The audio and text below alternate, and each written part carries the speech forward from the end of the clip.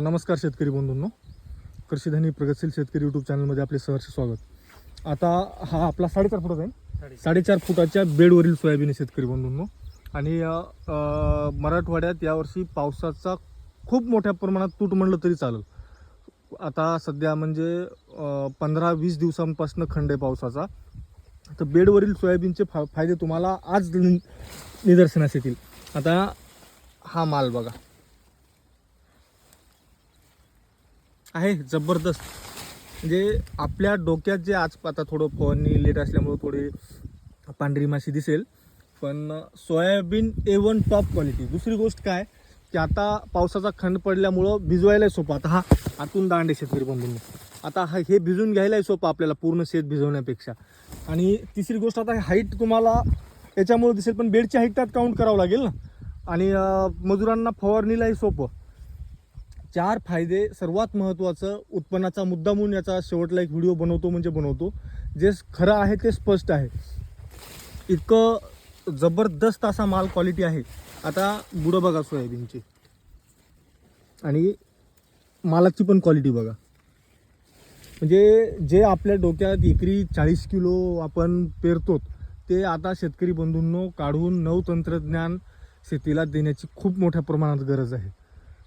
कारण असे पावसाचे खंड असतील किंवा अति पाऊस असेल, या दोन्ही गोष्टीला सर्वात छान रिझल्ट सोयाबीनला।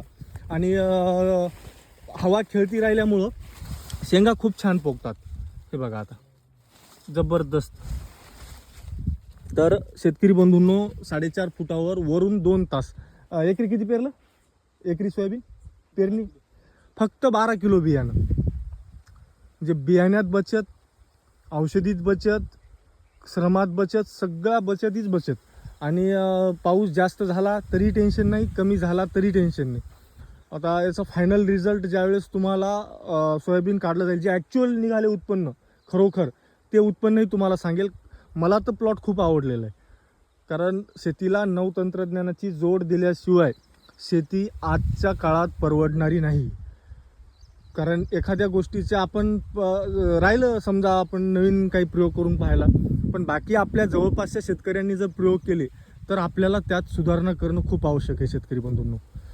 कारण जेव्हा आपण सीइंग इज बिलिव्हिंग आपल्या ॲग्रिकल्चरमधलं सर्वात महत्त्वाचं वाक्य आहे।